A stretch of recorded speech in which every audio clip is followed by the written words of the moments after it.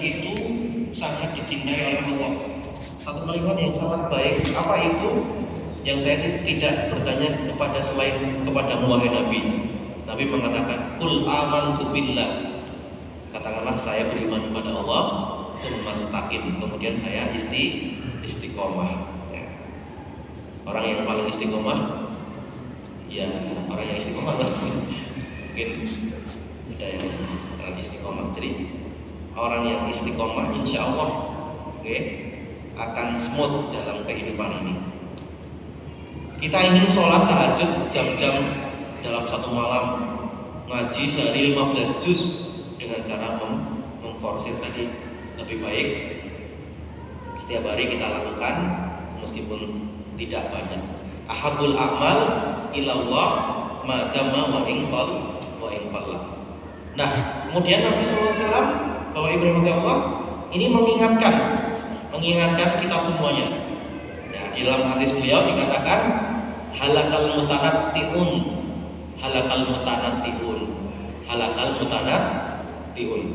Nabi sampai 3 kali mengatakannya.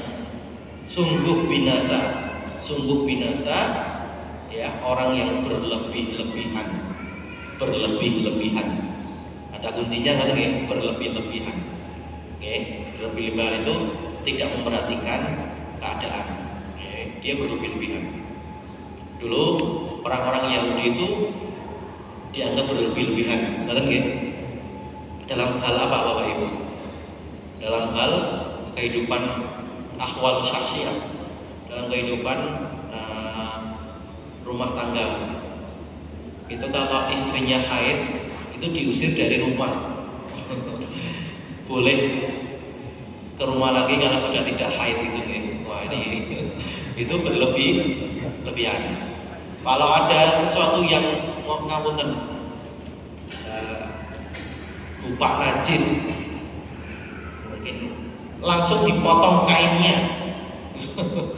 Gimana mau potong kain terkena najis itu gitu? Wah itu berlebih-lebihan, ya. Tidak perlu berlebih-lebihan. Kalau dalam Islam begitu najis itu ya cuci. Bahkan kalau kecipratan urin itu caranya hanya memercikan air bagian yang kecipratan. Nah itu saja. Itu boleh. Pokoknya nggak bawa salin, nggak bawa baju rangkap umpamanya. Dia berada di luar kota. Masa dia harus beli lagi Bapak Ibu? Kalau beli lagi ya, mohon maaf, ini termasuk berlebihan. Cukup dipercikan yang kena kotoran, yang kena najis, seperti itu. Nah kalau najisnya berat, perbedaan pendapat di dalam masalah fikih, kan gitu. Nah kalau najisnya berat, nanti mungkin dibasuh, dibasuh mungkin kalau sekarang kan banyak deterjen, ya. Nah itu cukup dibasuh itu dengan deterjen mawar, tidak usah dipotong, tidak usah beli yang baru lagi. Ya. Halakal mutanatti'un, ya. Binasa yang berlebih-lebihan, berlebih-lebihan. Nah, kalau dalam bahasa agama itu ada yang istilahnya itu hulu, berlebih-lebihan, hulu. Imam An-Nawawi pengarang kitab Riyadhus Shalihin mengatakan al-mutanatti'un berarti orang-orang yang memperdalam dan berlebih-lebihan terhadap sesuatu yang itu melampaui batas, baik perkataan maupun perbuatan. Jadi bisa kita lihat dalam kehidupan kita sehari-hari. Al-mutanatti'un kata Imam An-Nawawi, kata-katanya ataupun perbuatannya itu berlebih-lebihan. Ikut saya masuk surga, nggak ikut saya nggak masuk surga. Menurut saya berlebih-lebihan itu gitu. Oh mati aja belum, oh ya. Ikut saya adalah firqah an-najiyah. Di luar kelompok saya nggak sukses, tidak selamat. Pokoknya ya selamat kelompok saya. Itu juga termasuk mohon maaf berlebihan. Sekarang siapa yang bisa menjamin semua itu masuk surga? Kan boten. Apakah ada yang bisa menjamin masuk surga? Orang itu bisa mengkafir surga, masya Allah, luar biasa. Kemudian juga kadang ya la ifrat wala tafrid, ya tadi berlebih-lebihannya gitu. Berlebih-lebihan yang lain itu ya dia sudah mengklaim, sudah menjudge orang bahwa di luar kelompoknya itu pasti masuk neraka. Nah kayak gitu. Itu juga berlebihan, oke, tidak baik ya. Wong kita aja nggak tahu, Nabi aja yang sudah dijamin oleh Allah surga, ya, tidak pernah menjudge seseorang, ya, tidak pernah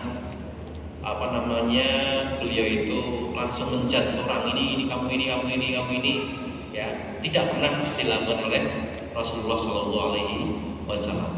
Makanya berlebih-lebihan itu tidak baik, ya. Nah, halakal mutanabbi'un. Kalau dulu di Mesir, saya pernah ketemu sama orang itu yang mungkin karena terlalu semangat Bapak Ibu, ya, apa-apa dikafirkan, betul ya? Apa-apa dikafirkan, ya. Pokoknya berbeda dalam masalah fikih itu sudah kafir sama beliau itu. Kafir.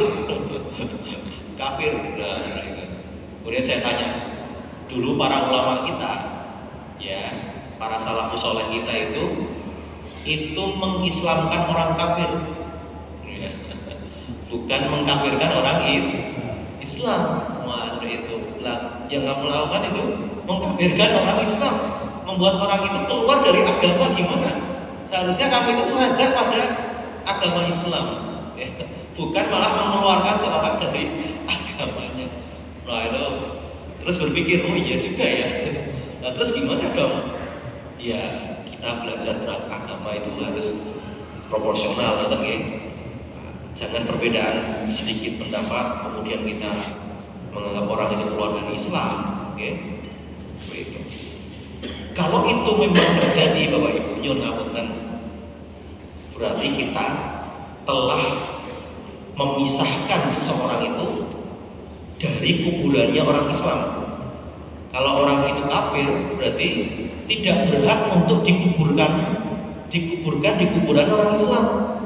Otomatis sama istrinya, sama suaminya itu cerai kalau kafir. Anaknya nggak memperoleh warisan. Itu beratnya kita mengkafirkan orang kalau memang betul-betul orang itu tidak kafir. Betul nggih? Nah itu makanya halakal mutanatti'un.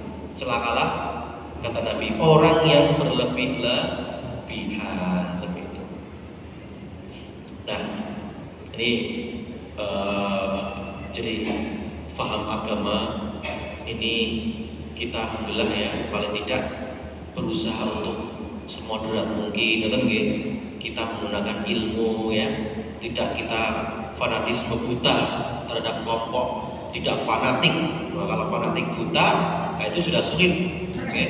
Yang namanya fanatik itu sulit Bapak Ibu.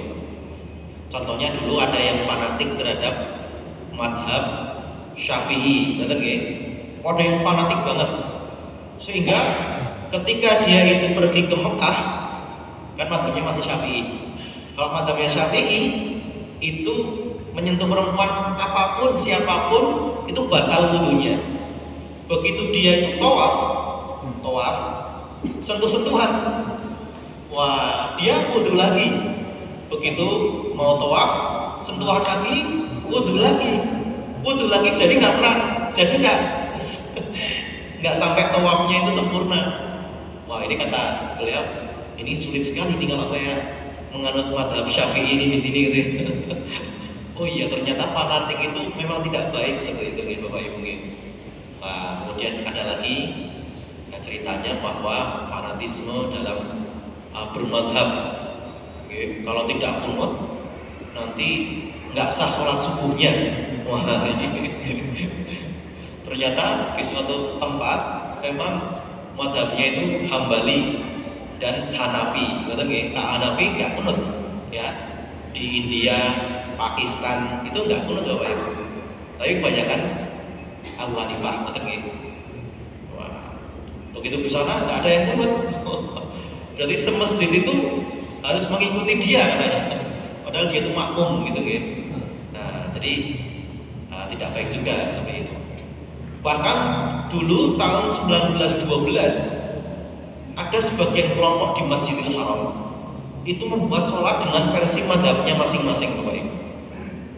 Nah, kemudian sama pemerintah Saudi itu nggak boleh kita itu menyembah Allah yang satu, gitu kan. Jadi madhab Abu Hanifah sendiri sholatnya, madhab Ahmad sendiri, madhab Syafi'i sendiri, madhabnya sendiri-sendiri pengennya.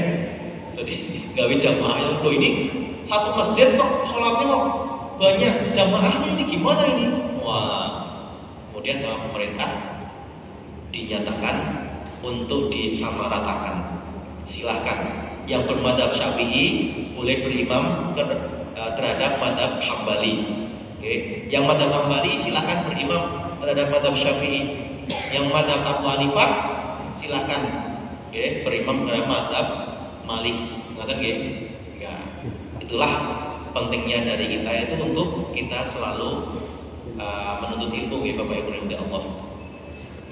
Jadi fanatik, ta'assub, asobiyah terhadap suatu kelompok, suatu madhab itu justru malah apa?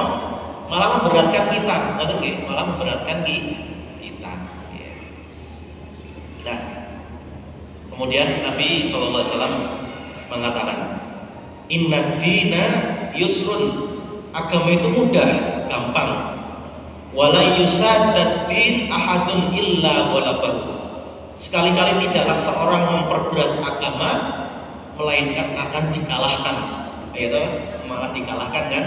Malah dia waduh Allah betul ya. Tadi dia madhabnya Syafi'i, getol, fanatisme. Dia berangkat untuk umroh atau haji, dia malah sulit melanggar. Nah, seperti itu. Maka terlalu fanatik tidak boleh. Imam madhab sendiri yang mengatakan iqra'i shawab yahtamil khata. Pendapatku ini mungkin benar, tapi juga mengandung kekhilafan. Tapi pendapatnya orang lain salah juga, tapi mengandung kebenaran. Nah, kata nggih. Napa fasad itu? Saat itu artinya hendaklah dalam beramal hendaklah pertengahan, la ifrat wala tafrid. Qaribu, bergembiralah kalian. Wa absyiru, akhiru, gembirain. Mohonlah pertolongan. Ista'inu bil ghadwati, mintalah pertolongan dalam ketaatan kepada Allah. Wa rauhatu wa syai'in minadul jad. Oke. Amal-amal kalian pada waktu kalian bersemangat dan giat. Nah, iki lagi semangat, mumpung banget, kan nggih. Tapi nek lagi down kan nggih. Ngakunya wah lagi futur ya saya ya. Lagi embuh, lagi ora jelas. Nah, seperti itu. Makanya kita memohon pada Allah, ya Allah, kita semangat, tapi semangatnya itu dengan ilmu sekali lagi. Ya. Agama itu mudah dan tidak mempersulit.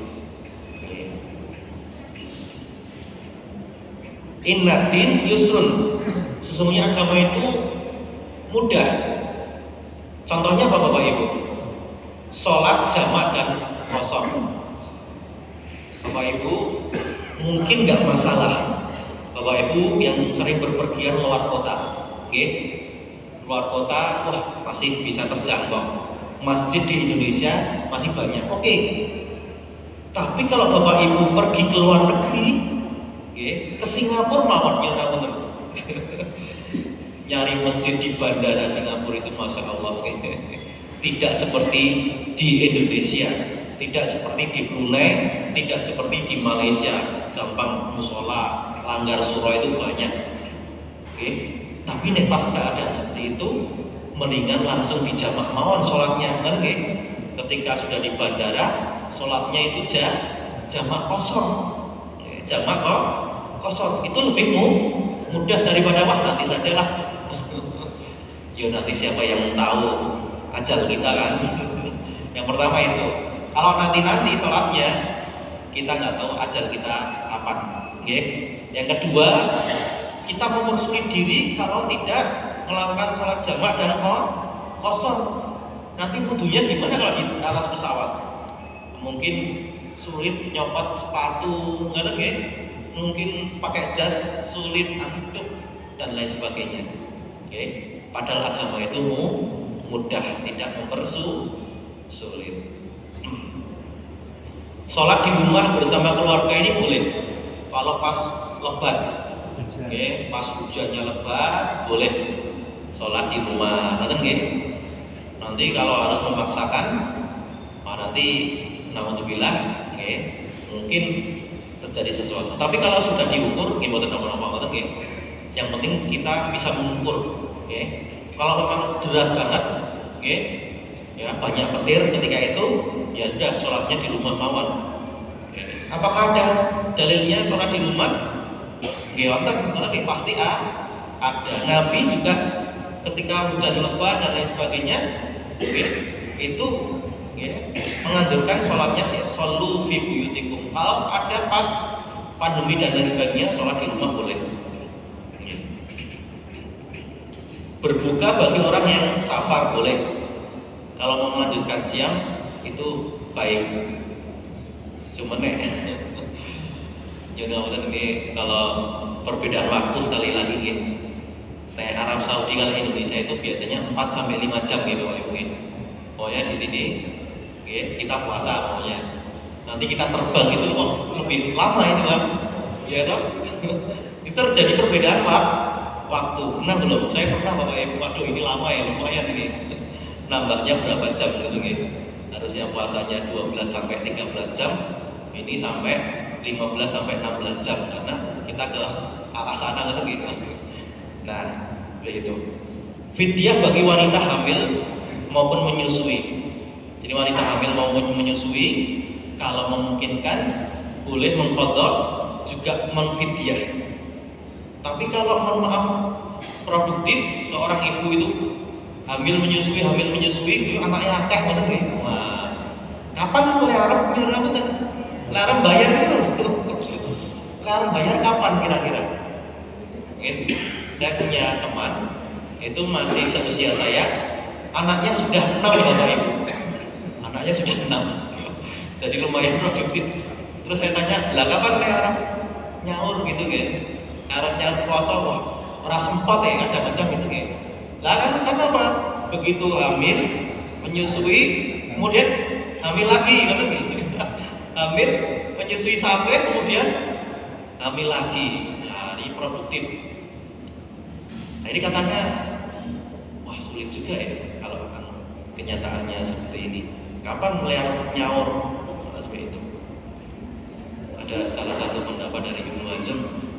Ibnu Hazm mengatakan ya wanita hamil atau menyusui ya tidak perlu mengqadha atau ini. Jadi Ibnu Hazm, okay. Tapi secara psikologis paling tidak nanti bisa bayar fidyah atau kalau ada kesempatan mengqadha puasa, betul nggih?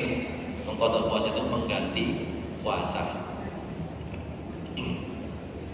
Refreshing tadabbur alam. Pendapat wasatiyah dalam beragama. Contoh di zaman sahabat Bapak Ibu, Nabi tidak menyalahkan dua sahabat yang berselisih ketika itu. Berselisih maksudnya apa ini? Yang satu, maaf, Nabi itu kan memerintah dua sahabat untuk pergi ke perkampungan Bani Quraidah, perkampungan Yahudi Bapak Ibu ya, untuk dakwah di sana. Kemudian Nabi mengatakan la yusalliyanna ahadukum illa fi Bani Quraidah. Janganlah kalian sekali-kali sholat kecuali sudah sampai perkampungan Bani Quraidah tadi. Nah, ternyata Bapak Ibu, sholat asar maksudnya ini, ternyata di jalan, tengah jalan itu sampun apa? Sampun adzan. Sampun adzan, betul, sampun adzan asar maksudnya. Yang satu memahami kita sudah ada nih yang maksudnya Nabi itu supaya kita cepat-cepat sampai ke sana maksudnya kan? Supaya kita enggak nah terus yang satunya enggak kan hadisnya mengatakan tidak boleh sholat kecuali di perkampungan Bani Quraidah. Ya berarti kita asar di sana. Yang satu memahami kalau kita asar di sana habis waktunya. Wah yang satunya sholat, yang satunya sholatnya di sana Bapak Ibu. Nah, Nabi tidak menyalahkan keduanya, bahkan dipuji dua-duanya. Asabta sunnah, kamu dapat pahala yang satu, kamu juga sesuai dengan sunnah. Oke, jadi diplomatis mawon gitu. Yang satunya memahami maksud itu syariah, yang satunya menggunakan apa? Tekstualis, gitu. Ya tidak disalahkan sama Nabi. Oke. Nah, yang kedua Bapak Ibu, Nabi mengecam orang yang berfatwa tanpa ilmu. Contohnya ada sahabat yang terluka ketika itu perang, terluka nggak boleh kena air. Kalau kena air itu parah sakitnya. Ternyata betul. Tanya sama sahabat yang kurang ilmu, langsung dia berfatwa, wah kamu harus mandi, kamu itu junub. Nah seperti itu ya, kamu harus mandi, junub itu harus mandi. Wa in kuntum junuban fatahharu, mandi, nggak boleh tayamum. Ternyata apa yang terjadi? Setelah itu dia mandi, lukanya tambah parah, ya, dalam riwayat sampai meninggal dunia. Diadukan kepada Nabi, ya Allah kok bisa gini, kan ya? Padahal cukuplah dia itu tayamum aja. Okay? Agama itu gampang, tidak mempersulit. Nek lagi banjir, niku lek kudu pripun Pak? Bajune budak-budak niku banyak itu pripun itu. Bahkan menurut ulama boleh berwudu pakai air banjir karena banyak Bapak Ibu. Kalau air itu sedikit, mohon maaf ya, kalau dalam kaidah itu, kalau air itu mengalir, itu kemungkinan suci dan mensucikan. Oke, artinya boleh untuk kita berwudu.